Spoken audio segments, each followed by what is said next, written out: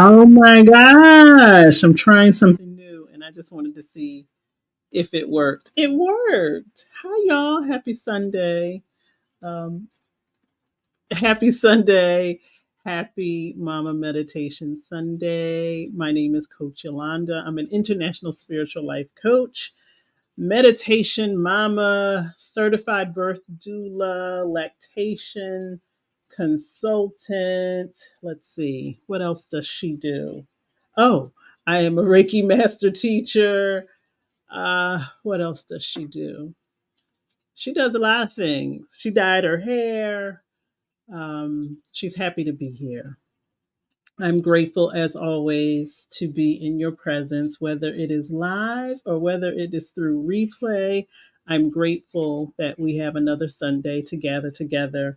There's some new things going on the application that I used to live stream. And so I didn't know it was going to happen, but it worked. And we'll see if it works toward the end. We'll see. But so far, so good. I hope that wherever you are well or on your way to being well. I am grateful to be aware of the space that I'm in. It is a beautiful day in the little tiny state of Delaware today. I was just outside getting some sun. It is important for each and every single one of us to get as much sun as possible while we can. The past couple of days in this region haven't been the sunniest. And so I want to acknowledge all of those in the South and in the Southeast and in the East who are experiencing the aftermath of the hurricane. This is a time of year where many of us are already facing challenges with the change in season because it's such a drastic change. You know, spring to summer, not so much. But summer to fall and then winter to spring, those two are dramatic, just dramatic. The transition is dramatic. And so we're almost into daylight savings time, which just such a waste of such a literal waste of time.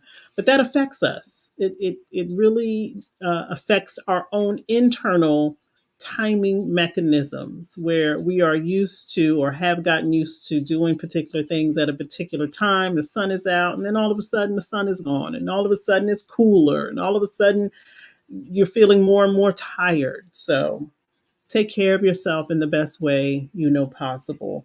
Today, I'm going to take it light. I'm going to take it easy. I actually have the puppies in here with me today, and I usually don't let them in the room, but I need some of their puppy love energy. Um, one of them is already asleep. The other one is just, I don't know what he's doing, but it's making me nervous. So, again, wherever you are, I hope, I trust that you are doing well or on your way to being well. Today, in our Power 24 series, we're going to talk about confidence. And transparency is always the best policy. I decided on this topic last night. Um, I know that for the next couple of months, October, November, December, we're going to be wrapping up our Power 24 series. And I know that confidence is one of the spiritual principles that are necessary anytime you're talking about doing powerful things in your life, whether it's powerful change, powerful boundaries, powerful communication. Anytime you are talking about changing something in your life, confidence is an ingredient that is necessary. And it couldn't come at a better time for me personally when I know that I am facing some major decisions in my life and needing confidence and courage to carry me through. And so, confidence, and I think I've said this before, can be overrated because a lot of people appear to be confident, but sometimes that can be masking um, what's truly going on internally. And so, for me, courage and confidence together is a winning combination. And so I'll give you an example. I can be confident. that I look good. I can be confident that I sound good. I can be confident. Like no one can tell me anything different when it comes to particular things in my life. But that doesn't mean that that confidence that I have the courage to take action and create movement in my life. So there are a lot of confident people walking around. You may be extra confident. You may have a lot of confidence where there are particular areas in your life where you're like, I'm good here in this area. I got this. I could do this with my eyes closed. I am confident in the way that I speak. I'm confident in that I know that I'm going to show up and do a good job. Like all of those things could be a given for you, right? It, no one could tell you any different. You don't need any extra boost in those areas. But without courage, it may not give you the energy to push forward that is required. It's a lot of confident people who feel stagnant in particular areas of their life. I was just rewatching episodes of Insecure, particularly the episodes where Molly goes to therapy. If you're not familiar, Insecure is a television series that was on HBO, created, written by Issa Rae, based upon a web series that she started on YouTube. And I was watching the episodes. I can't remember what season, but whatever season, Molly started to go to therapy. And it was, and Molly is a confident character. Her intro into the series is about how confident she is, how much other people love her. She's a lawyer. She's beautiful. She's glamorous. And she is very confident when it comes to who she is, how well she's put together. But when it comes to courage, she doesn't always have the courage to make choices that are in alignment with the things that she says that she really wants in her life. She says she wants these particular things, and then when they are presented in her life, she self sabotages so that they don't come to fruition.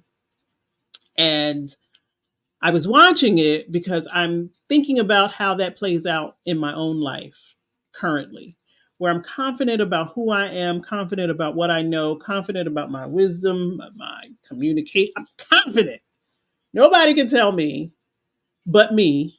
No one can tell me or criticize particular things that I do because I'm extremely rooted in I got this, I know this, I am true to this. But when it comes to courage, courage being the forward action, the choices, the movement, the decisions, I might not be on E, but I'm close to E. I'm, where you need to find a gas station within the next 10 miles when it comes to courage. And it's interesting because courage is one of the values that I picked for myself in terms of my spiritual journey.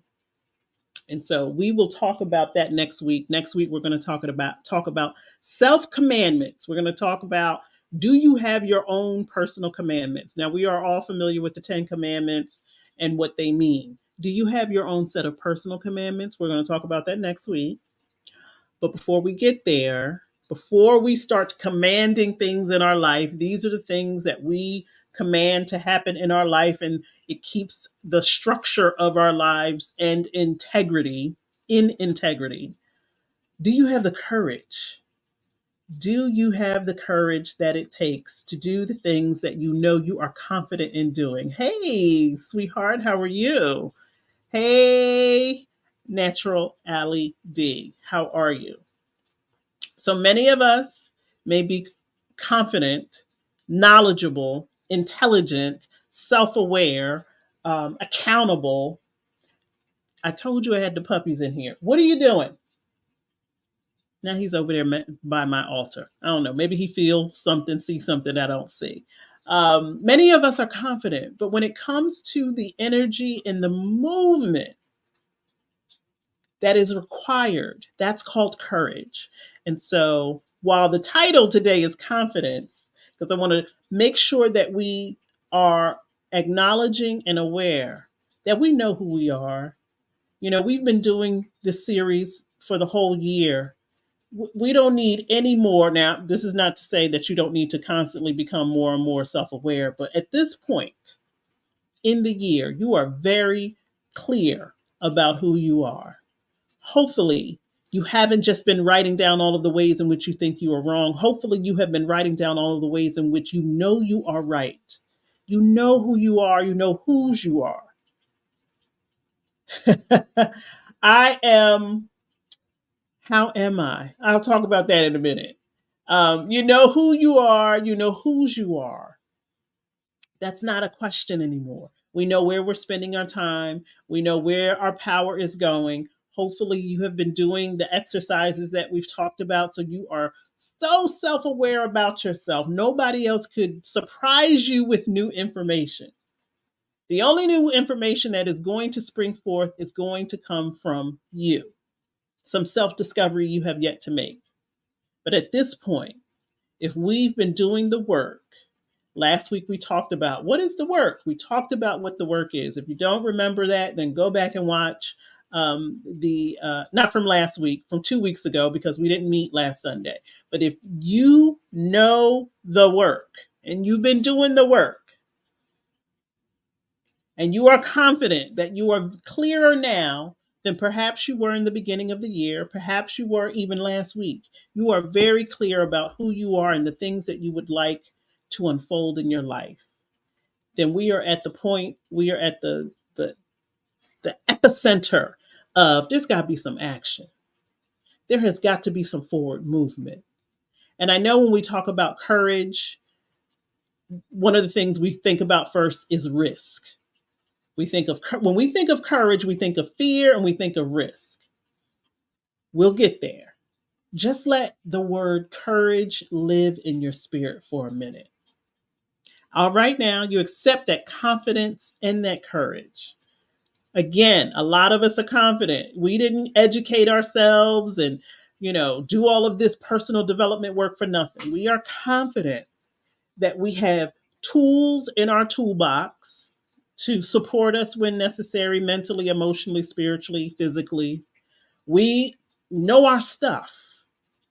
But how does the word courage feel in your spirit? Because courage requires choices, decisions, and action. It requires movement. It requires moving toward the things that you say you desire. Instead of just writing them down, instead of just dreaming about them, it means actually stepping forth, taking a step. Remember all the way back, I think it was July, when we talked about the big ask. We talked about, creating bigger dreams for ourselves, so big that it may even frighten us. Okay, we've been doing that for a while. You've probably been doing that since you were a kid, dreaming about things, envisioning things, getting close to things, and then maybe telling yourself, "Oh, I'm too close. I'm not ready. It's not time. That's too big. I can't. Too much responsibility." Whatever it is that you tell yourself that keeps you, that close from the thing that you desire. And that is the thing that I always keep in my mind, that I'm this close. Even if within this tiny window, it's 10 years of work, it's still, I'm this close. I'm always this close to the things that I desire. So, what is keeping me from stepping forward, from making the choices that align with those things? Lack of courage. Lack of courage shows up when you know all you accept all you accept, and there's still no movement. You start to tell yourself, well, maybe it's not going to happen this year, or maybe it's not going to happen that way, or maybe I'm not the one to do it. All of the things that we tell ourselves. I don't have the money. I'm not smart enough. I don't know the right people. I don't have the right equipment. All of the things that we tell ourselves. That's where the courage is lacking. And if you are willing to admit that courage is lacking in your life, that's a good place to be. So that's where I'm at. When you ask me, how am I doing? I'm at the space where I recognize, I acknowledge, and I fully take ownership of that my courage is not where I would like for it to be. That I have been dreaming, I have been writing, and I've even been doing some things, but the risks, the choices are not aligning with, I know that this is going to happen, or I know that this is what I want to do, or I know that this is what I desire. The choices are looking like, this is comfortable, this is familiar. I got this far, doing these things. So that's how I'm doing, sweetheart. You asked how I'm doing. I'm in need of some courage, like the cowardly lion. Now, I wouldn't call myself a coward, but I would say, because even the cowardly lion wasn't 100% cowardly when, the time came for him to act, he acted. He did what was necessary. I don't want to be in that position, because I've been in that position, and maybe this is familiar to you. When you have no other choice, when you literally have to be not necessarily coerced into doing things, you just don't have any other choice, because there wasn't any movement, there wasn't any action, you weren't making any decisions. It's gotten to a place where you don't have nothing else to do but that one thing. So it's not really a choice. It's something that you have had to surrender to because you weren't willing to take a risk. Hey, Maya, how you doing?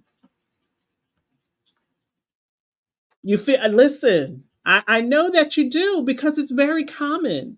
It is very common for us to live in the center of our dreams and to see them going around in our head, going around in our head, but never really pushing them forward, never really pushing them outward, never really giving them the time, the focus, and the energy that they deserve to live.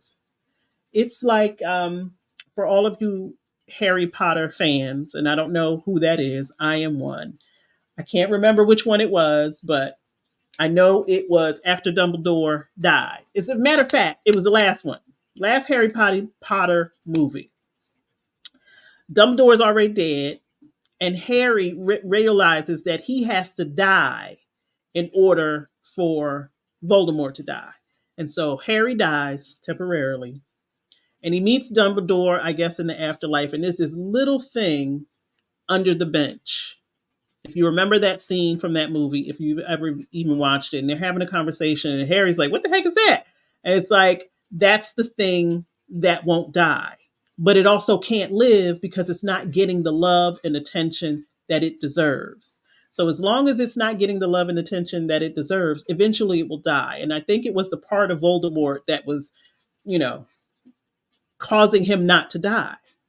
And I feel that that's true for many of us, that there is something within us. It's breathing, but it's just kind of laying there, waiting to be nourished, waiting to be celebrated, waiting to be loved, waiting to be held, waiting to get all of the things that are necessary for life to not just continue, but to thrive. And it takes courage. Confidence is great. It's wonderful. We need it. Glad to have it. I can argue with the best of them because I'm confident in my ability to think fast. Although as I get older, that seems to be diminishing. But I'm confident that if I had to get into an argument with somebody, I'm good. I'm a good debater. But what does that do for me in my dreams if I'm not using that ability to push my dreams forward? And so I pose that question to not just myself, but to all of us as we're talking about living our most powerful lives. What good is all that confidence you have if you're not also utilizing the courage it takes to push yourself forward? Because courage is about action, it's about movement. Now, there are quotes upon quotes upon quotes upon quotes, and I actually have some here. Where are my quotes? Here they go. about courage and the absence of fear. Courage is resistance to fear, mastery of fear, not absence of fear. That's from Mark Twain. Courage is not the absence of fear, but rather the judgment that something else is more important than the fear. And that's by Ambrose Redmoon. And there's so many other quotes about, being afraid and doing it anyway, right? And that's what courage is. Before we start to chew on that, let's ask ourselves if the fear is even real. And I believe that in one of our exercises, I asked you to write down, what are you afraid of? Where is the resistance? What is the thing that's standing in the way of the thing that you say that you love? We could call it fear. If we want, we could call it a number of different things. Is it even real? Is the thing that you are afraid of real? For instance, let's say you want to be a talk show host, but you're afraid of public speaking. You're afraid of talking in front of people. Is it really real that you're afraid of talking in front of people? Like, can you get down to the nitty gritty, bald headed truth of what the fear really is? Maybe it's not that you're afraid of talking in front of people, because the people are, you do that all the time. How many times do we order food in a restaurant? Are you not doing that in front of people? Even if you don't like to do it, you can do it. So maybe that's not really the fear. If you drill down a little bit more, maybe it's the fear that no one is going to listen to what it is that I have to say. Well, that's not actually true, because I have a firm belief that every single person that has something to say, that there is an audience for it. Social media has shown that there is an audience for everything. So if you think no one is going to watch, no one is going to listen, or no one wants to hear what it is that you have to say, that's not true. That's not true. For every pot, there is a lid. There is someone in the billions of people on this planet. There is someone that wants to hear what it is that you have to say. So maybe that's not really the real fear. Maybe the fear is, well, I don't have the right equipment. Well, listen, people are making whole movies with just their phone. That's it. They're not using any other equipment. They're not, using anything else. They're not spending thousands and thousands of dollars.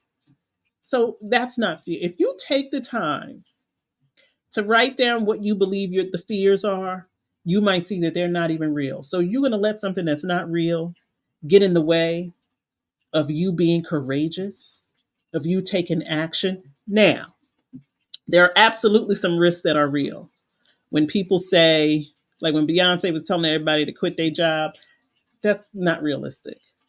For many people, we got to eat, we got to pay bills, we have to survive. So that's not necessarily a fear that's not real. However, without us quitting our jobs, there absolutely is a way to have that job and still do what it is that you love to do. Because what I know for certain and for true, many of us are not at the point where we can just quit our job and just, go off and live our fantasy life. But if you put a plan in place and give that dream the time, the energy that it deserves, it becomes more real. It starts to live. It gets stronger and stronger. But if all you do is just keep writing it down on a piece of paper and say, I wish I would, I wish I could. If I had this, I would do that. So that's not necessarily a fear that's not real. It's a real fear. What am I going to do without income? What am I going to do without money? What am I going to do without health insurance? I don't necessarily see those as fears. That's reality. But there's a way to work within that reality. There is a way for you to still be courageous and work within the reality of your life. There is a way for you to still have movement and choices and decisions that are still within the possibility of your dream becoming real, so that you're not living in fear, so that you're not stagnant, so that you are being courageous. Because at this point in time, Just breathing is courageous. Just living as a human in this point in time in history is courageous. We're already doing it. But are you doing it in a way that is supporting the thing that you love? Now, I've spoken to some of you offline, and we've talked about what the dream is. We've talked about what it would look like, what it would feel like. And I know that you're confident. I know that you have the confidence. And there may be some days where you feel like, no, I don't. I really am not confident that I can do this thing. And that is probably the point in time where you're going to have to rely on courage, because courage is connected to emotion, courage is connected to behavior. Confidence can be all in the mind, just all mental energy, right? The things that you know to be true, the things that you've learned about, the things that you've read about. That's where confidence can live. But courage lives in your emotions, because it also can hide behind fear. Courage lives in your behavior because it's tied to movement. It's tied to, what does this mean? Who do I have to be in order to be courageous? Do I have to say no to the things that I love to do? I was just thinking about that when I was sitting outside. I'm like, okay, for the next 6 months, you love to shop, you love to go out to eat, but maybe for the next 6 months, you cannot do those things because we are putting our time, our money, and our energy in other directions. Sometimes that's what the courage looks like, the courage to say no to the things that you love, the courage to say no to the people you love. I would love to hang out with y'all, but I have work that I have to do that is aligned with my dream and the vision that I have for my life. So y'all may not see me for the next 6 months. And it may cause some confusion, some hurt feelings. Y'all may feel like, well, she don't show up no more. They may feel like we can't count on her. No, you can't. For the next 6 months, you might not be able to count on me because I'm working on something over here. And so sometimes courage is the ability to say no to the things you love, the people you love. And sometimes the real courage is you saying no to you, even when you feel it down in the pit of your stomach. I really don't want to do this, but I know that it's essential to my future. I know I don't really want to, go to these particular places, but I know that it's essential for my future. I think I may have said in this space before how much I dislike networking events. Ugh, I'm good at it. I don't like to go to them, but I recognize them for the benefits that they have. And so I'm thinking about that in the next couple of months. Is like, girl, you're going to have to go and network. You're going to have to go to some networking events. You're going to have to go schmooze and talk to people that you normally wouldn't talk to, because there are particular things that I desire in my life, and there are particular places where those things are living, and that means me accessing those places. So that might be true for you, that you might have to go into particular environments which you don't really like to go. And I'm not talking about dangerous environments. I'm talking about environments where the conversations that are you want to be privy to are happening. Courage for me is also talking to people that I may not necessarily have chosen to talk to, because the conversations that I need to have are happening in places that I'm not present right now. And so that may mean not only networking, but hiring people that I may not necessarily think that I need to or want to hire. Um, I do not like, I also do not like marketing.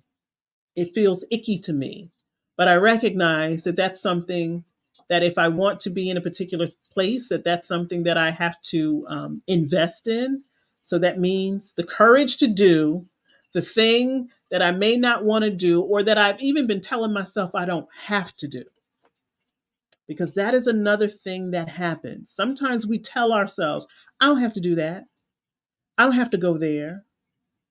I don't have to read that. I don't have to take that course. I don't have to do that thing. You may have to, if obtaining the thing that you truly desire is on the other side of that thing.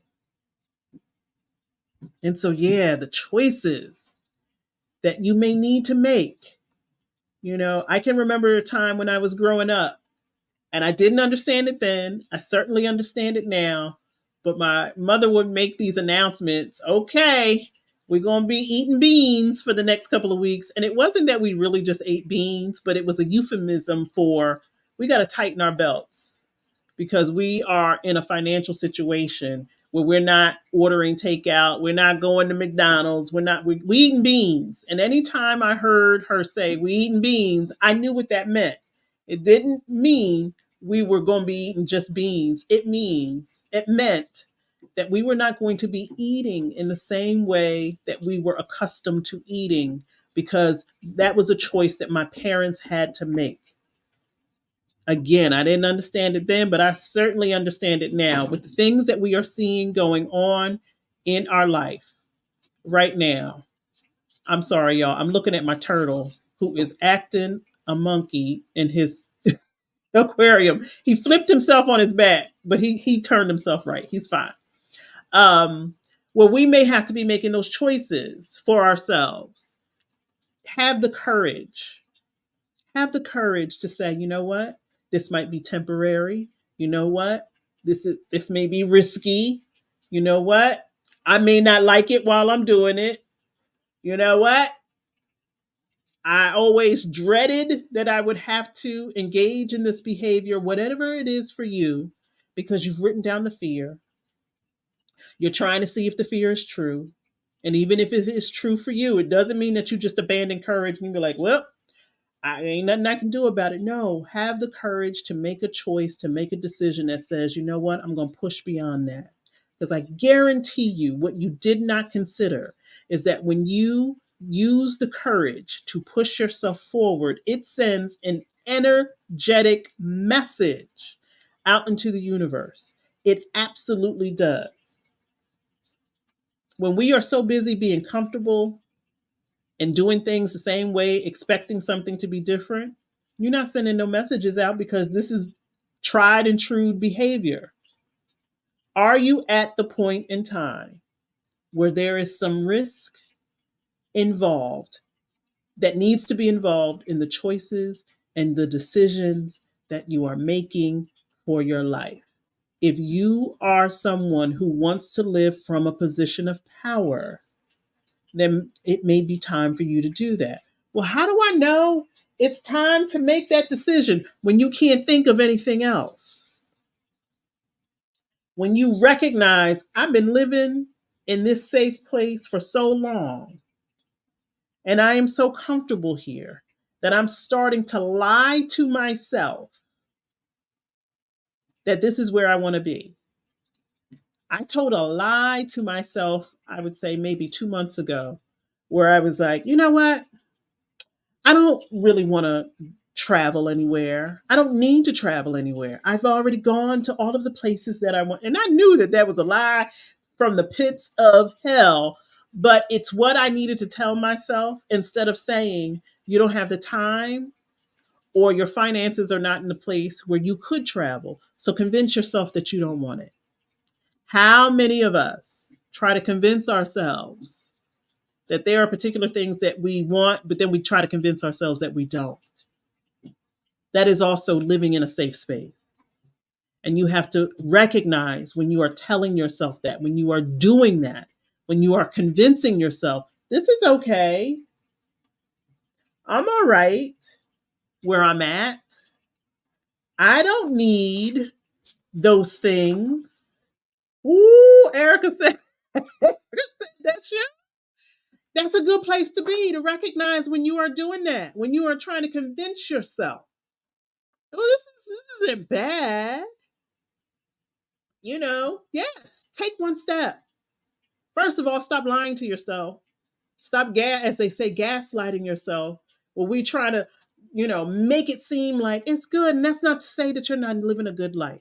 I am living a wonderful life. When I tell you last weekend, my girlfriends and their husbands, that we never partied with the husbands, but the husbands came. Oh my goodness, it was so delicious. And my sister-in-law was so surprised and so shocked. If I ever make a movie of it, I will show it because it was so absolutely beautiful to be in the presence of people that I've known since I was a little girl. And here we are, still celebrating one another, still praying together, still loving one another, encouraging one another, being there for one another. I can't tell you, unless you experience it yourself, I can't tell you what that feels like. People who know you, who know your history, and you're not ashamed of it. People who know your history and you're not ashamed of it, and y'all can laugh about it. It felt so good. But I recognize that for each of us, we are living lives that we didn't expect to live. We are experiencing things that have thrown us for a loop. And I remember saying to each and every one of them, I was like, well, we look good doing it.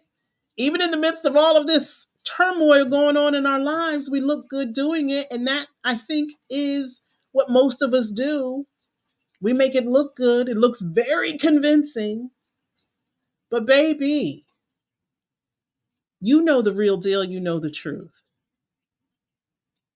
And if you are in a space where you are trying to convince yourself out of your dream and your vision, that's a dangerous place to be in. Can you imagine? I believe and I know it was Spike Lee.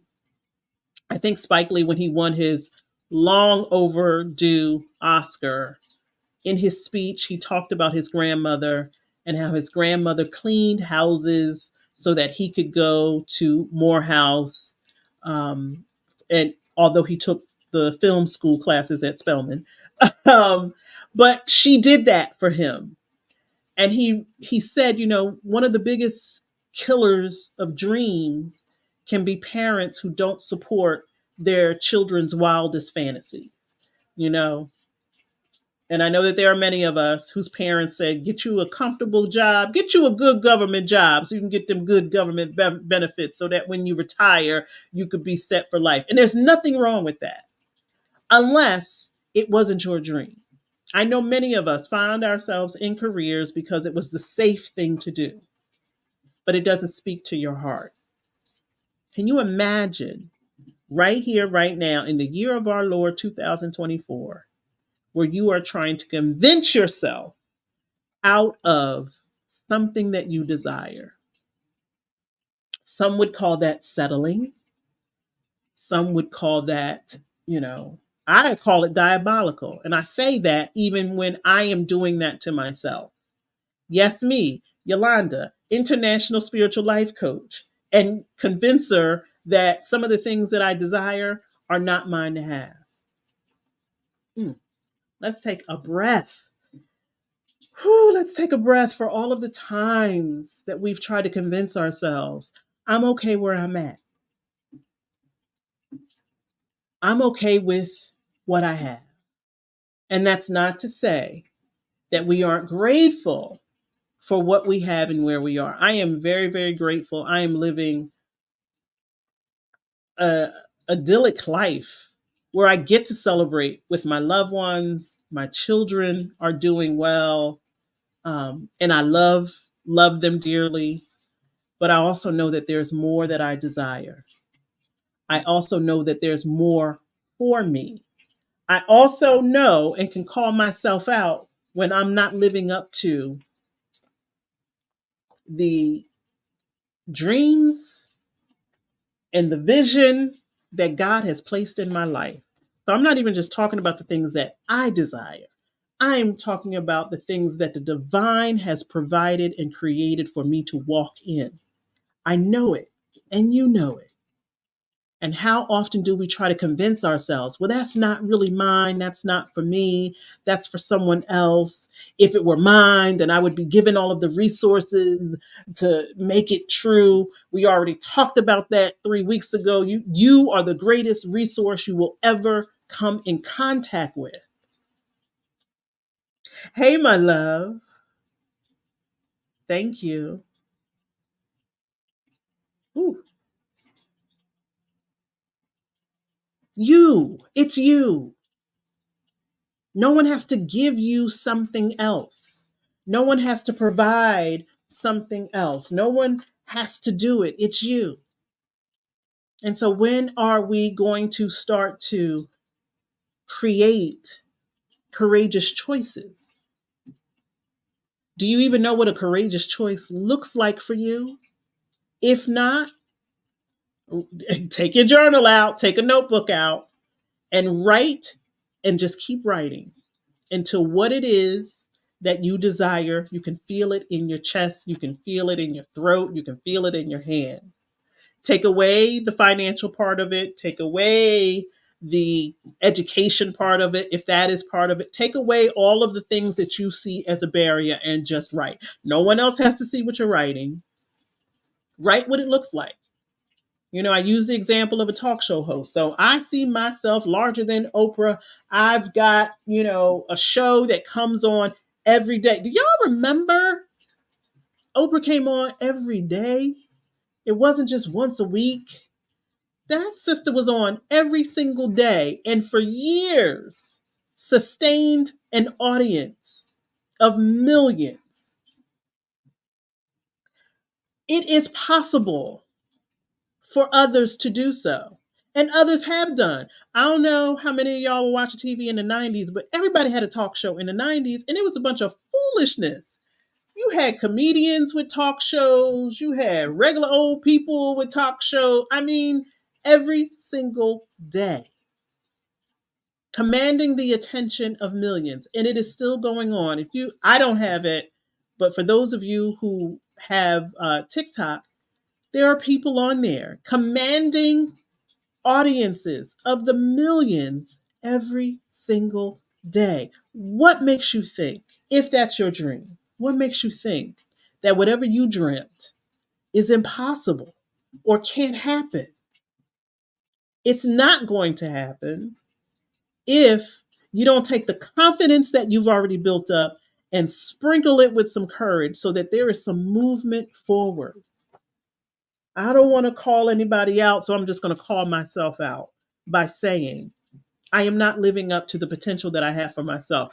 I'm not even thinking about what anybody else thinks that I should be doing, could be doing, or what they see me doing. I'm saying it for myself. I'm going to have the courage to do that because courage, again, is a principle that I've been living with, studying, chewing, and eating for quite some time. And I recognize that I am a courageous individual.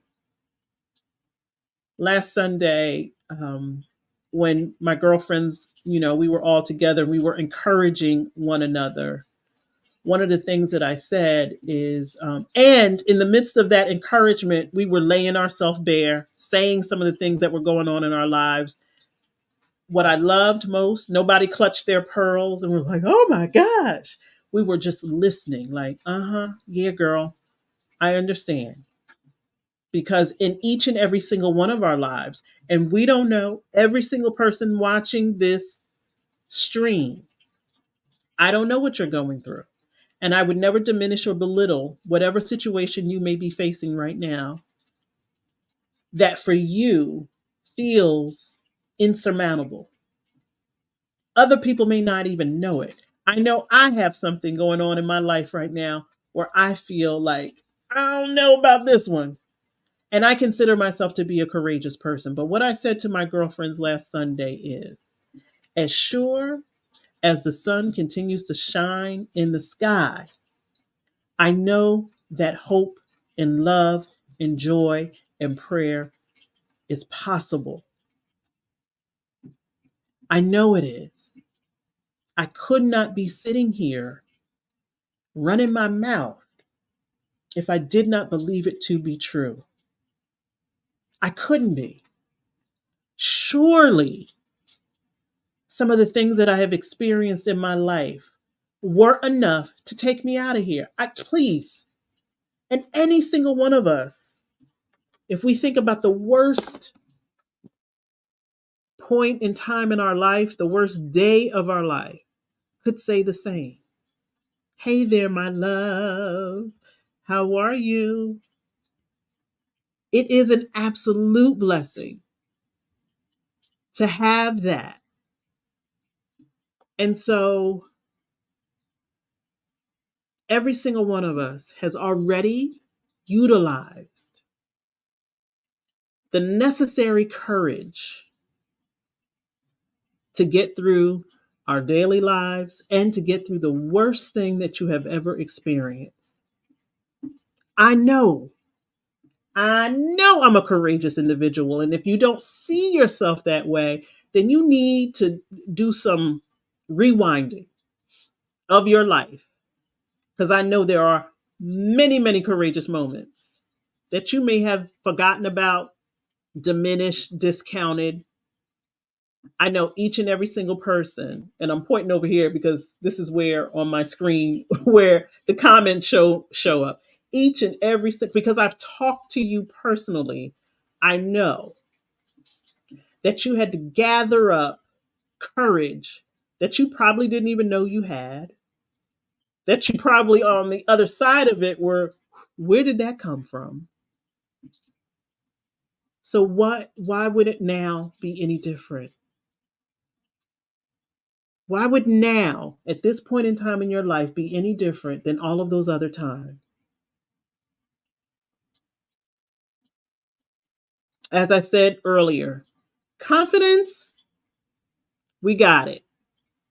We wouldn't show up on a day to day basis. And many of you have platforms where your confidence is on display. But courage is something different. Courage is about the action, courage is about the choices, courage is about the decisions. And so, how many of us are willing to, as they say, face the fear, whether it is real or not, face the fear and do the thing that we know we need to do? I was almost in tears before we before I came on, because there are some things that I know that I need to do that I have to be honest are going to hurt me greatly. It ain't the first time I've been hurt and sure won't be the last time. But that's what courage is. Courage is being willing to say, this is going to hurt. It's going to be temporary, but it is necessary in order for me to get where it is that I desire to go. I marvel at people who do things without safety nets, like the people who climb rocks, climb mountains, and they don't have a safety net, people who jump out of stuff, people who do the walking across the little tight, like all of those kind of things.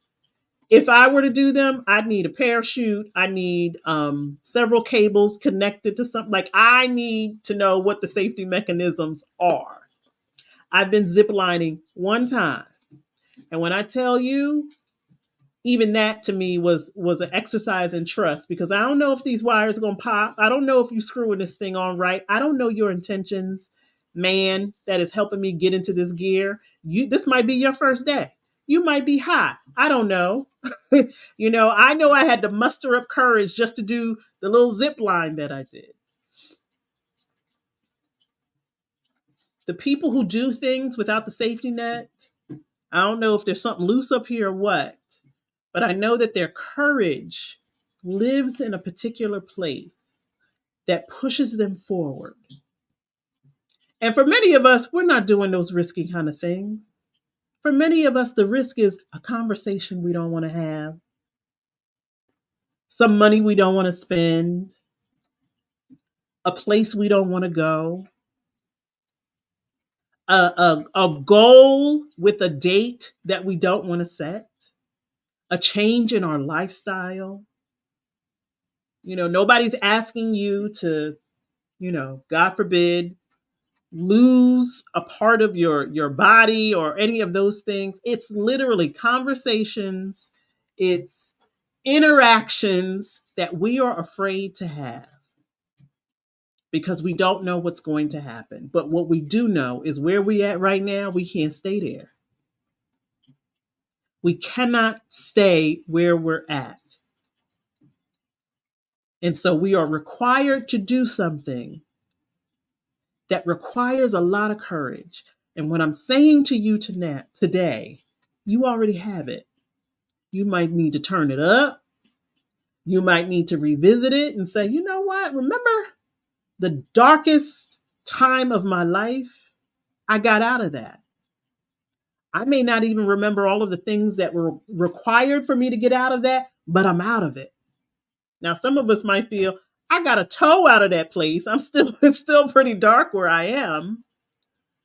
But if you can remember the darkest, the lowest, where you feel like you didn't have any choices, where you feel like this is the bottom, you are out of that, hopefully. So you have that courage. You do. You got to make some moves.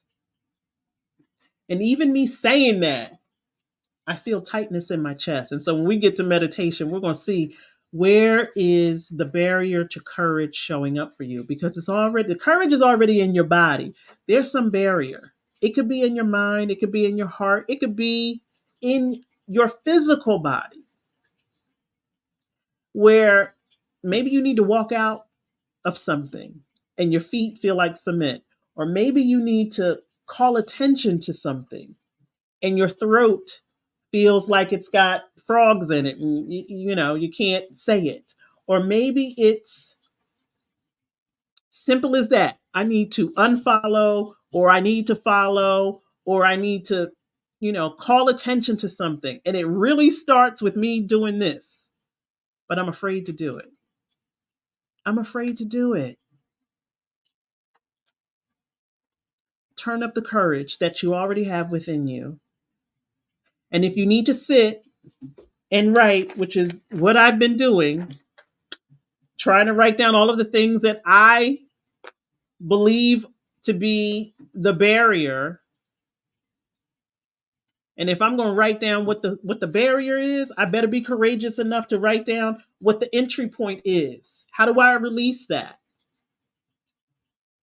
I don't know if y'all are weird like I am, but the videos where people are clearing out drains. I was watching a guy, I love those videos, but I was watching a guy clear out a drain. And the excitement this man got, it was in a flood area. And so he's thinking, all I got to do is clear this stuff out, and it's going to release some of this built up water pressure, and it's going to make everybody's life easier. The same is true for many of us mentally or emotionally. All I got to do is clear some of this stuff out, and it's going to release this buildup that is getting in the way of things flowing freely. It's getting in the way. Your courage is already there, but something is blocking it. Blocking it. And it's really not. Ooh, when we think about it, it feels like a lot. But when we get down to it, it's like, I've been here before. I've had these conversations before. Yeah, they were uncomfortable. And yes, it did hurt. And yes, it may have broken my heart a little bit. But guess what? I repaired that. I got through that. And I recognize now that if I never took that choice, if I never made that choice, if I never took that chance, that I would still be suffering. It's like the animals who are caught in traps, and they know the only way they're going to get out of that trap is if they literally free themselves by causing themselves more pain. It's like, I got to bite this foot off so that I'm free. And it's going to hurt for me to do that. But if I stay in this trap, I'm going to die. If I stay stagnant, I am going to slowly wither away. Are you willing to bite your foot off to get out the trap? Is what I'm asking, Yolanda. Are you willing to make those hard choices, even if it feels like a failure? Because I think that's the other thing that also keeps us stagnant and not relying on our courage. We feel like, well, if I make this choice, then it looks like all of the other choices that I made, it looks like a contradiction. Like, I set myself up for this. I now recognize it's not working. And so now I got to make another choice and another decision. Who cares what it looks like to other people? How does it feel to you staying stagnant? How does it feel to you right now feeling stuck? How does it feel to you not reaching the places and the spaces that you want to go? How does that feel? You better be like a wolf, a bear, a fox, or what other animal, a deer, and bite that hoof off and get out of that trap so you can free yourself, so you can recognize and realize that the only thing that was standing in my way was me and the fears that I've built up and created, and the decision to not do anything, because not doing anything is also a choice. It's also a choice. We keep thinking, and many of us within the spiritual community are guilty of this. If I stay still long enough, the spiritual energy will come and do the work for me. You mean to tell me, and you know how I love talking about the ancestors and having them support you? You want them people to do all the work? You're not even willing to move one muscle? So many of us feel, if you hear a bunch of noise, that's my turtle. I told y'all he's acting a monkey. Cut it out. Do you really think that all of this spiritual activity is supposed to swirl and move and stop things and you do nothing? You are co-creating. You're not co-watching. You're not co-sitting on the bench while everybody else does the work and then you get a ring. I always wonder that about athletes who never play the whole season and still get a ring. Wouldn't that bother you? I'd be like, I didn't earn this. All I did was sit on the bench. How you think your ancestors feel when you just pray into the ancestors, pray into the divine, pray into the God of your understanding, but you're doing absolutely zero work? Zero. Zilch. You're doing nothing, Yolanda. Where's the movement? Where are the decisions? Where's the get right, act right? Where is it? Or does it become just one more notebook filled with dreams, with hopes, with vision that never lives? You got to make these things live. They cannot just live in notebooks or on whiteboards or on sticky notes or in notes apps.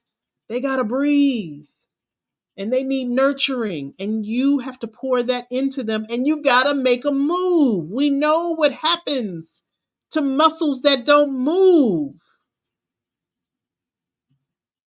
They get atrophied. Is your dream, is your vision going to get atrophied because you are not moving anything? I am speaking to all of us. I know I'm speaking to me because I was just outside about to bawl my eyes out.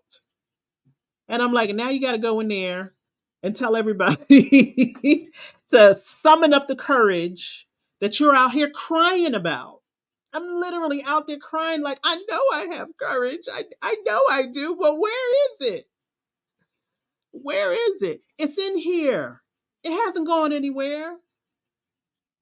It has gotten me through every single thing I've ever gotten through. And the same is true for you. You didn't get to where you at by luck. You made courageous choices. You saved yourself time and time again. But at this point, you have to ask yourself, did I save myself so much that now I just want to be safe? Let's run that back. Have I saved myself so many times that all I want to be now is safe and content and just chill?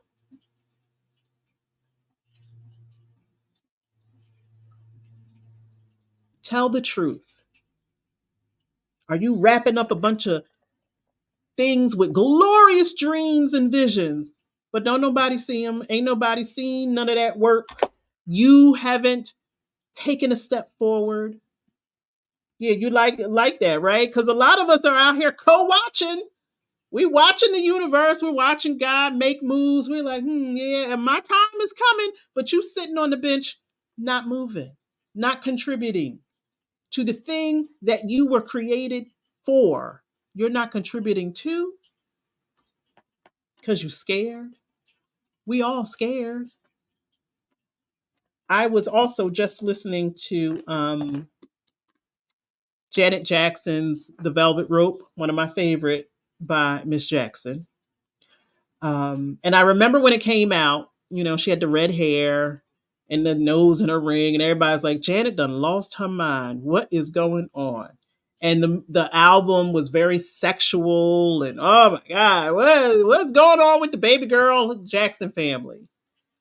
And I remember playing that over and over and over because I was inspired by her courage. Because we all know the stories of her family and her daddy. And I'm like, what it must have taken for her to create music that's so far from who we know her to be and who we love her to be and who we wanted her to be forever and for always. And I think one of the great things about artists is where you can see their progression. And it has happened for many artists where, they have this image and then they start to do stuff that is contradictory to that image. And everybody's like, oh, they've lost their mind. What's going on? When it really is, they've taken the courage to explore things. Sometimes it works, sometimes it doesn't, but at least they had the courage to try it. When Beyonce came out with her country album, everybody's like, what the heck is she doing? Is she crazy? But at least she had the courage to do it based upon people telling her that she had no right to do it in the first place. She was very vocal about, no, y'all didn't boo me at the Country Music Awards and tell me I'm not country. I'm literally born in Houston, Texas. Y'all gonna tell. And so what did she do? She used that energy to find her inner courage to say, I'm going to do the thing that I've always wanted to do, but maybe I didn't have the courage to do it 10 years ago. Maybe I didn't have the courage to do it 5 years ago. And this is not about a timeline. This is about a truth line where we start to tell the truth about not operating from a place of courage. And I'm sitting here today telling you, I have not been operating from a place of courage. And there are some choices and decisions that I know that I have to make. And the interesting thing about it is in the past, I've always been forced to. I get to a particular place where I feel like I'm about to lose my mind at a job, and then I just quit. And I don't mean quit in a appropriate way. I literally be like, I don't even call them. I just don't show up. And then they start calling me. I've had employers come to my house looking for me.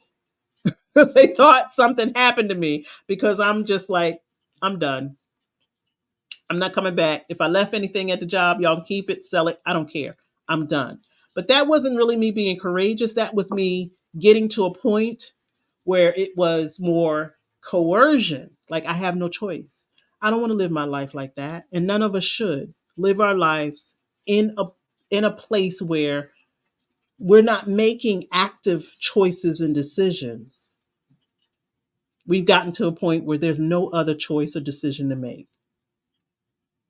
And I am standing at a point in my life where I'm in full control. And there are things that I can say yes to, things that I can say no to. And I haven't really made a decision because I know it's difficult, I know it's hard, and I know it's going to hurt. But just like that animal caught in a trap, it's going to hurt for a little bit. But I know what's on the other side of that pain is the freedom that I desire. I'm not going to stay in a trap, and I hope that you won't either. I appreciate that. And I send that right back to you. All of the love and the energy that it will require for every single one of us to make courageous decisions, courageous choices.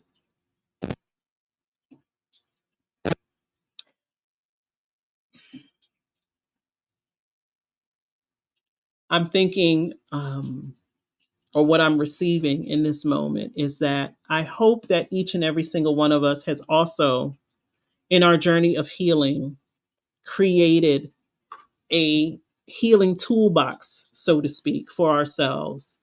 Similar to where, oh, you might be walking through your house and you're like, oh, there's a screw loose. Let me go to the toolbox and get the screwdriver. Oh, that thing is making noise. Let me go to the toolbox and get the WD-40. I hope that you have a spiritual toolbox that you have created for yourself when you recognize that there are things that may need fixing and that you can go to this particular proverbial, toolbox to support yourself when you know that there's some hurt coming your way. I am sitting here saying, I know that there is some hurt coming my way, and I am grateful that I have a toolbox that will support me when things don't look the way that I would like for them to look. That was one of the reasons I was sitting outside, because today we got some sunshine. Don't know when we're going to get sunshine like this, so I'm going to go out here and take advantage of it. And so wherever you are, however you are, I hope that you are taking advantage of that. Last week, not last week, but the last time we were together, if you can remember, I talked about the online community that I created and that I started. And I don't know why I don't have the video of that up right now. But this is the website. It is called the Evolved Community. It is my baby.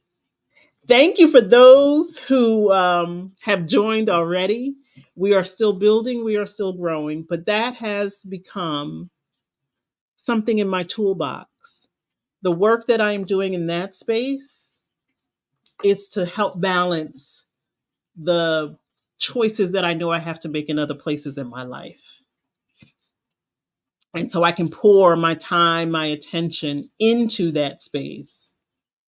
And I'm doing so even more. Hold on a second. This is one of my grandpups who keeps licking me. Say hi, Beans. Say hi. This is Beansy Boy. That's why I keep looking down, because he keeps licking me. So this is the website. It is called the Evolved Community. It is an online social media community, but it's so much more. It is where I will be pouring my work into. The things that I have learned in my spiritual journey that didn't just begin when I became a spiritual life coach, but things that I have learned across my lifespan. I am still developing and placing things in the community. If you've already joined, bring somebody else along. This Wednesday and every Wednesday, we are going to further the discussions that happen here on Sunday, and we're actually going to do some work. So I'm excited about this Wednesday because we are going to take a deep dive into courage. It is free to join the community, but if you would like an experience at different levels, there is a membership that will afford you the opportunity to I should make this announcement next, but it'll afford you the opportunity to receive some things that you would not receive otherwise. And my one-on-one coaching goes on in this space. I have just chosen the first book for the Evolved Spiritual Book Club that is going to start next year. The announcement of that book is going to happen in the Evolved community. It will only happen, the book club is for those who are in the peak membership. So there's three levels. There's the valley, there's the peak, and there's the summit. So anyone belonging to the peak will become part of this book club. When I tell you I'm so excited about this book, I wish I could say that I've already read it, even though I have, but every time I read it, I read something different. I said to my prayer partner, I swear chapters are added to this book when I'm not looking, but that will be the book for starting January 1 of 2025. I will give everyone time to not only join, but to purchase the book.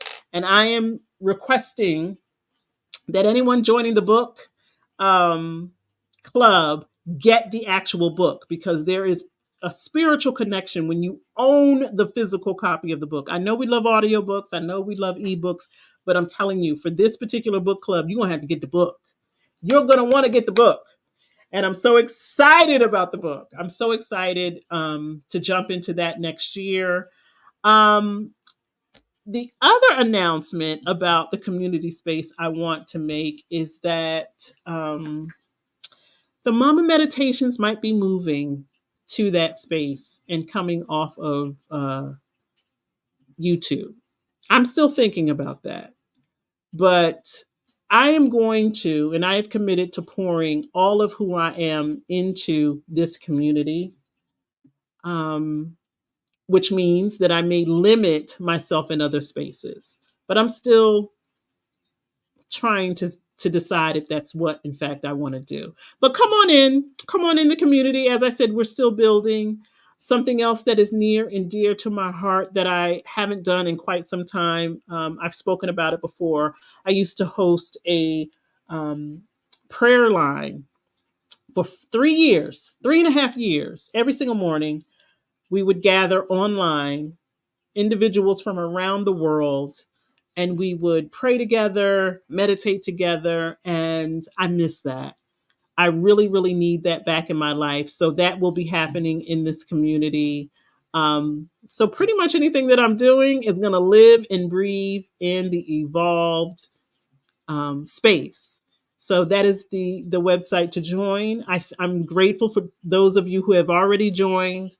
Don't forget to flesh out your profile, and there will be opportunities for those who join and join in the membership to also be courageous enough to live your dreams in that space, because that's what the space is for.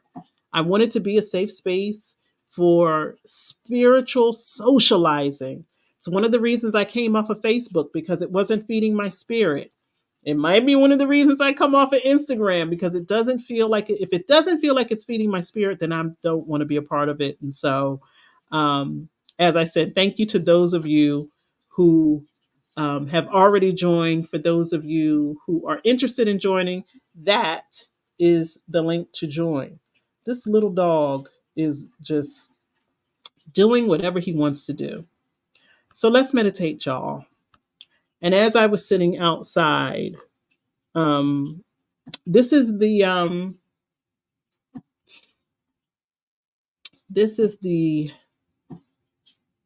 message that I heard. Now I'm a crybaby. I cry all of the time. At commercials, I cry anytime my granddaughter does something cute. I'm a crybaby. But I also recognize that as of late, my tears have not been functional. Well, no, they've been functional. They haven't been intentional. And I believe and in intentional crying. I actually had a course, A Time to Cry for Black women, which is probably going to be redone in living in the Evolved community space, because I recognize that for Black women, even when we cry, we don't give ourselves the freedom to say what it is we are crying about. Excuse me, I got a call. Whew, thank you. We don't always give ourselves permission. Gotta do it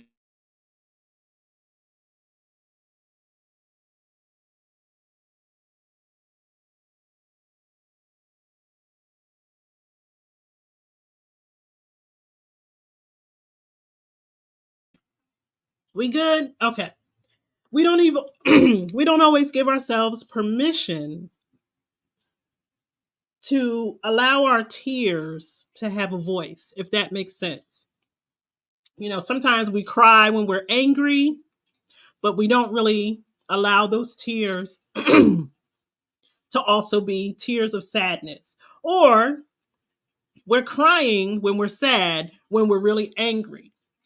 Sometimes our tears are just flowing, flowing, flowing, and we have no idea why. And so the course that I did, A Time to Cry, was a portal for Black women to understand that your tears are valid, your cries are valid. It is necessary for you to cry. I think for many of us, we've also stifled so many tears. I can remember um, during one of the tragedies of my life, I learned how to stop crying because I didn't want my kids to see me crying. And so I would, the tears would flow and then I'd catch myself and I'd stop. And I remember my one of my children even saying, "How do you do that? How do you command your tears?" And it wasn't really me commanding my tears, it was me suppressing my sadness. Anything that you feel is valid and should not be suppressed. And so when I was sitting outside before today's meditation, I recognized I was about to cry. And then I stopped myself. I was like, well, you don't want to go online with your eyes all red and snot running from your nose and all of that. But this is what I heard, that you have to have the courage to cry whenever it happens, however it happens. And I can remember, it's like the movie A League of Their Own. There's no crying in baseball. We don't cry on the job. We've all been told you better not cry on the job. You better not cry at school. There are particular places where we have this unwritten rule where we're not allowed to express ourselves. And so for today's meditation, oh, little dog, please be okay. For today's meditation, I really want to focus on how many of us have the courage to cry?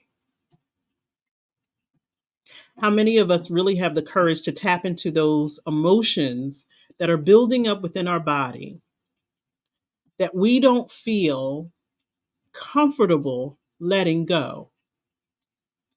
And that we can drum up the courage to cry when it's necessary, because that may lead you to something. Those tears, first of all, we all know water is a cleansing, healing element.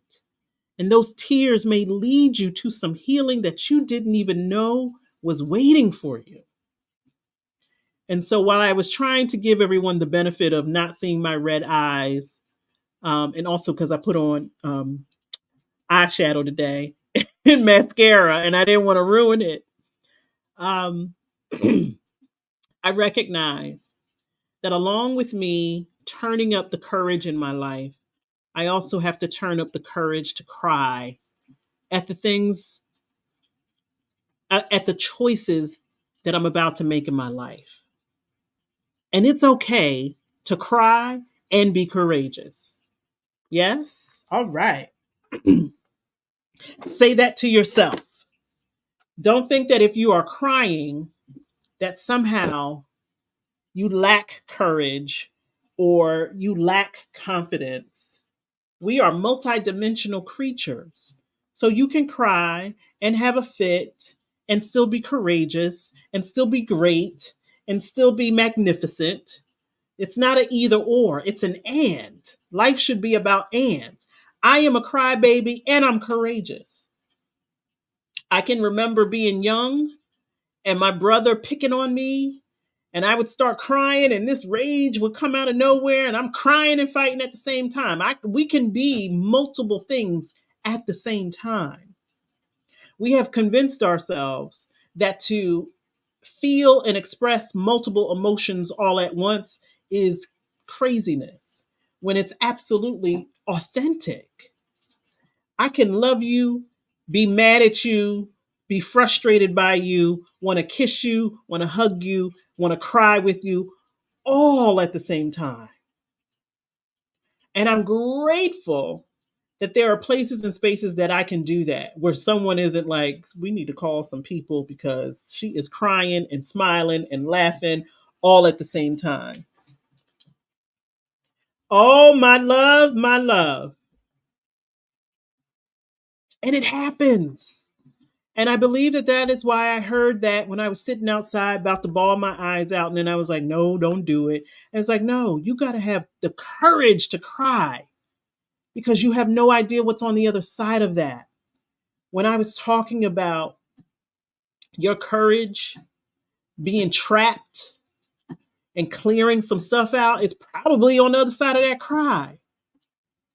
Cry it out so that you can come from a place of courage and make those choices and those decisions because I'm telling you it feels good. As someone who cries on the regular, I know how good it feels. I can remember when I was younger and I would be crying so much that you get that where you just can't even stop yourself. I ain't had one of those cries in a long time. And I'm ready for it. And perhaps you are too. It absolutely is very, very, very freeing. And so wherever you are, as let me take my glasses off, as this is the time for us to meditate. And look, and now I'm trying to be all proper. I'm like, do I have tissues? We don't need no tissues. Just let it flow. However it's gonna come, if it's gonna come, if it's not, that's fine. Some of us only want to cry when it's convenient. That's not authentic, y'all. Let's get to an authentic place where if you're not suppressing your laughter, you're not suppressing your cries, you're not suppressing any emotion that is coming up for you. Let's do it. Let's take some deep breaths. Come into this right now moment. Yes, ma'am. Pause. Masking for everyone else's benefit. We are in the business from now into the end of this year of saving ourselves.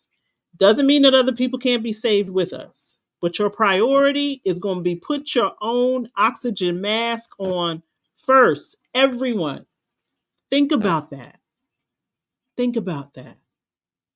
And here's the thing, like I was saying, when I believe it was when my mother passed away, and I learned how to cry and then shut it off. And my children saw that. And I now think about that. What an opportunity it would have been if I would have just let myself be however I was going to be in that moment. What a lesson it would have been for them. That emotions are not something that you turn on and turn off.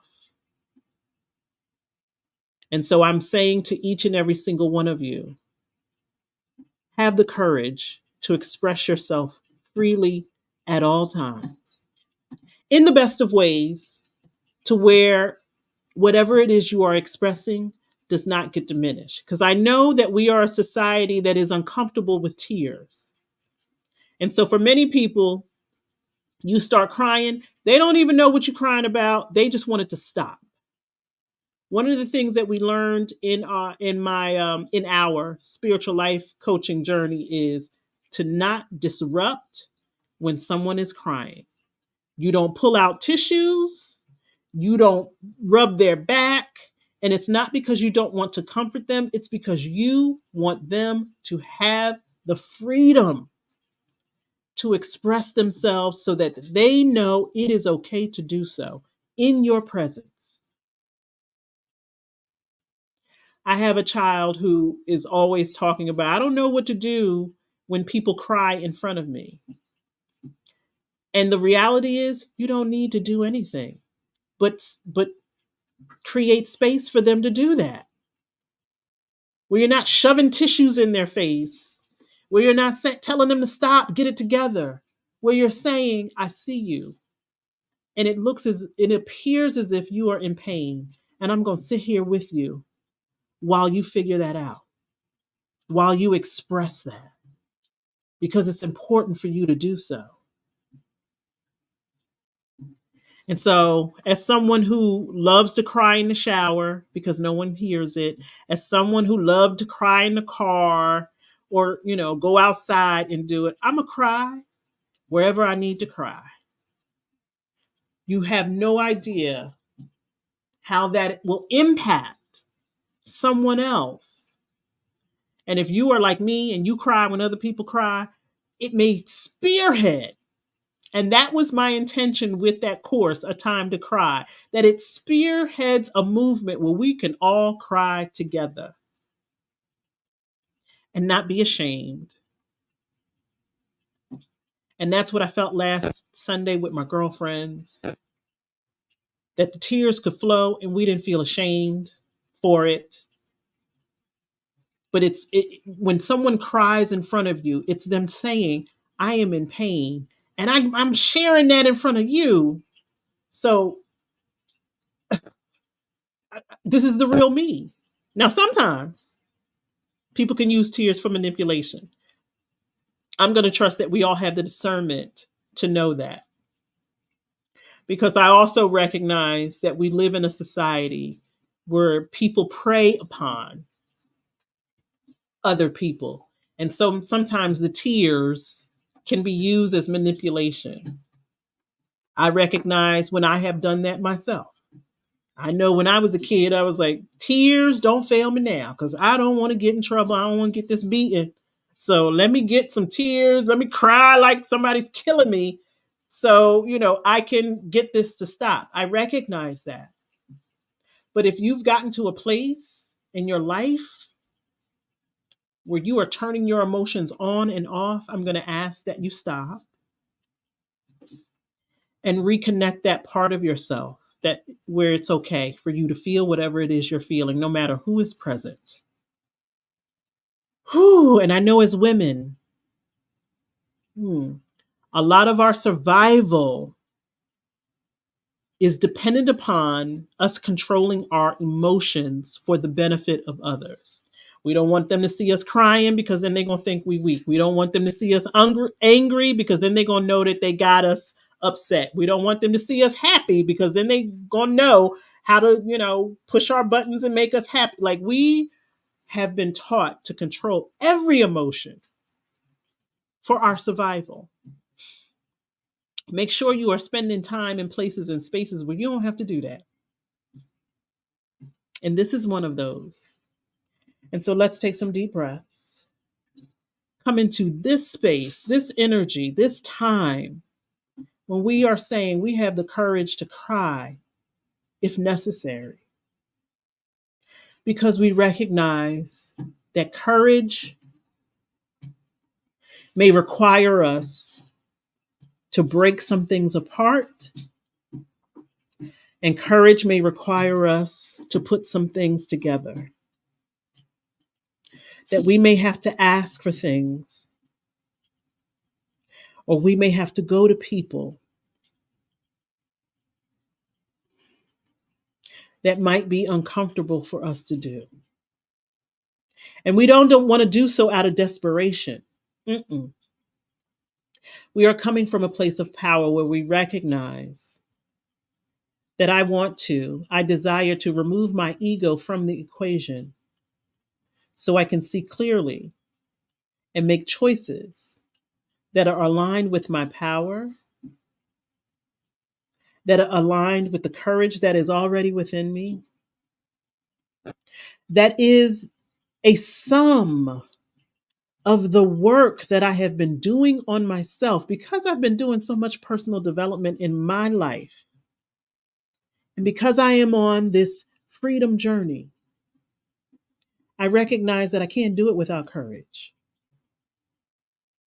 And so I'm not making choices based upon desperation or because I've run out of options. I can see clearly and I understand that the best decision for me is wrapped up in a courageous risk that may go against all that I know and all that people know about me. That it may look so unfamiliar to me and to others that I might even be questioning these choices, these decisions. But I recognize that if I don't move, nothing moves. If I don't act, there is no action. That I no longer desire to be sitting on the sidelines watching everything unfold, that I want to be an active participant in my life, in the decisions that unfold in my life. I am the option.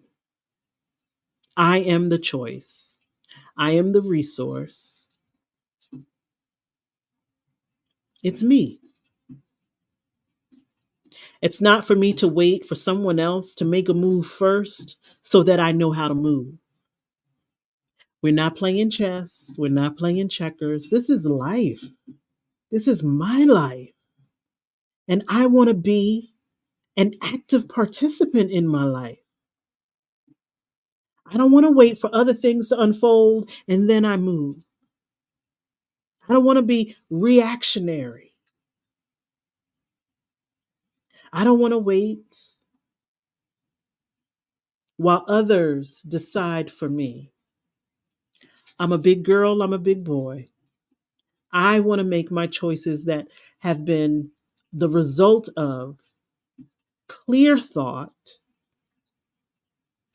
spiritual enlightenment, and guidance, and all of the wisdom that I have gained across my lifespan. I acknowledge and recognize all of the places and spaces where the choice was comfort, the choice was familiar, the choice was recognizable. And I understand that the necessary choices may not look like that. That the necessary choices may look like difficulty, painful, unconventional, and sometimes undesirable because I don't want to do it. But I'm smart enough to know that in my lifetime, there have been times where I've had to do, say, and go into places that I didn't want to, but they wound up being the best for me. That relationship that I ended, that job that I left, that salary that I declined, that money that I spent or saved, that door that I closed, that door that I opened, that yes, that no, that absolutely not. All of those things across my lifespan had led me to a place that I could not have gotten to if I made no choice, no decision at all. And because we are living a powerful, proactive life that requires powerful, proactive choices, that requires me making decisions and choices when I have options and not when my backup is up against the wall. Because I know that I've done that too. Whew. Those choices that come out of desperation have sometimes been the only choices that I've actually made. And I'm no longer willing to wait for other people to choose for me, to decide for me. I am ready, prepared to be an actual co creator instead of a co watcher, instead of a bench warmer, instead of a sideline player. I'm number one in the draft. I'm first man out, first woman out. I'm the one we call on. I'm the one running the plays. It's me. This is my life. And I am an active participant in the way in which it unfolds. Active being the operative word. Active requires action. And if I don't move, nothing moves. I am taking with me all of the tools and the wisdom that I have gained to support me when it gets challenging, difficult, or uncertain.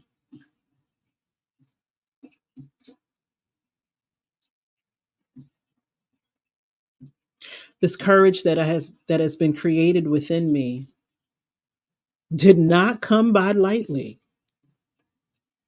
And so I recognize that when I call upon it, I'm doing so with the highest of expectations and for my highest good. I know the cost because I paid that cost. And so I recognize and acknowledge that these choices that I have to make, that I am making, are not done lightly, that they have a weight to them, a heavy weight in some regards. I recognize that. But I recognize that I am capable of meeting any challenge that these choices create. I got this. We got this. We're not in this position because we don't have the ability, although we may find ourselves in a position where, because we weren't making choices, active choices, where we were really, really passive.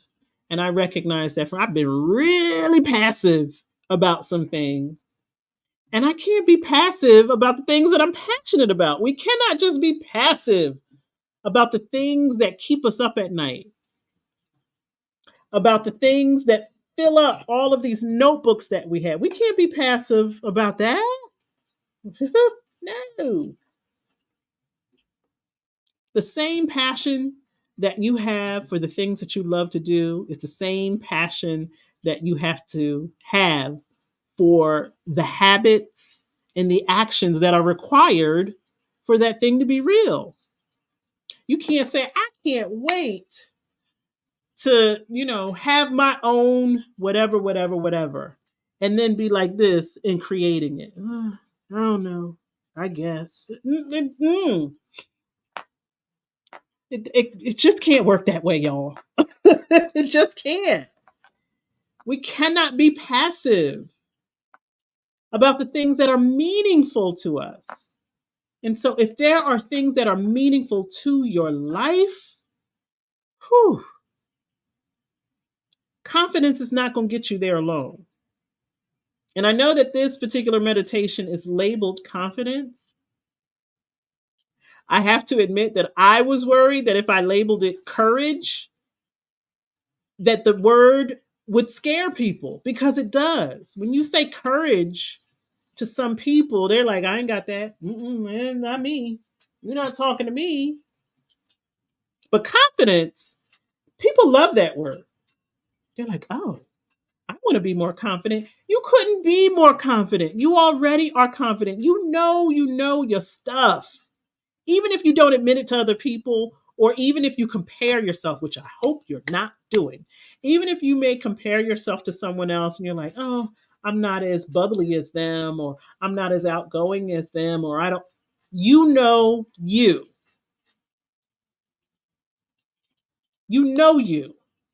you rise to the occasion. Even if you are your worst critic, it's only because you out here trying to be a perfectionist. And even those of us who are trying to be perfectionists recognize that the goal is perfection. If that's the goal, when there are people out here being mediocre, whew, and I've said this before, and I'm not the originator of this statement, but I certainly chuckle every time I hear it, that for every woman who is out here doubting themselves, or let me just say, for every person that's out here doubting themselves, there is a mediocre person who thinks they the shit. I don't know any other way to say it. There is a person who's doing the very least and is out there praising themselves for doing the most. And here we are criticizing ourselves as we are knocking ourselves up against the wall, aiming for perfection. If your goal is perfection, you're already confident in who you are. If you ever had the experience when you were in school where everybody had a project, and if you were the type of kid like I was, where I was like, this is going to be the best project in the class. I'm going to stay up all night and work on it. Boom, boom, boom, boom, boom.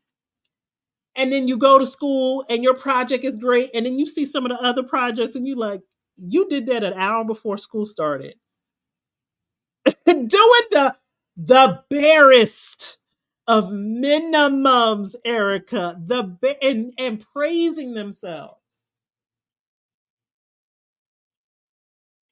And we out here pulling out our eyelashes because we think we're not good enough. Come on now. You already know. I already know because I know you. Perfection for you is the goal, which means you're already confident. This isn't about confidence. This is about the courage it takes to move when you know you need to move, to act when you know you need to act, and to be when you know you need to be. Don't get caught up in the doing, doing, doing if you ain't being.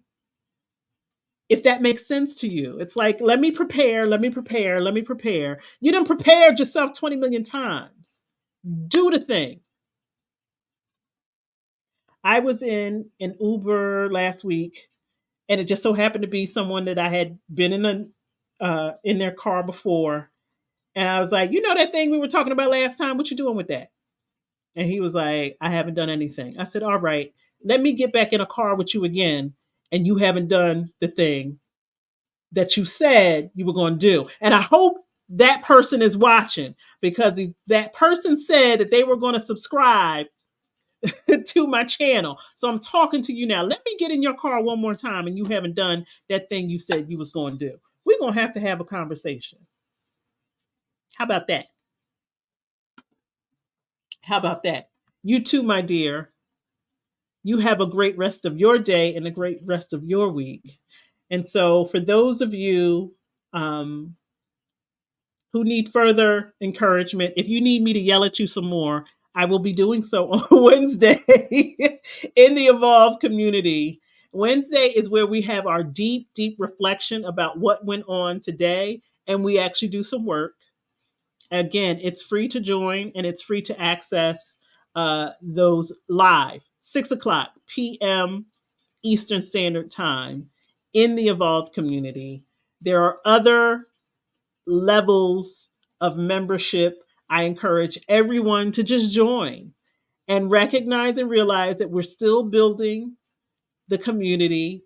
I love this part of it because I love to see progression. So here we are, October of 2024.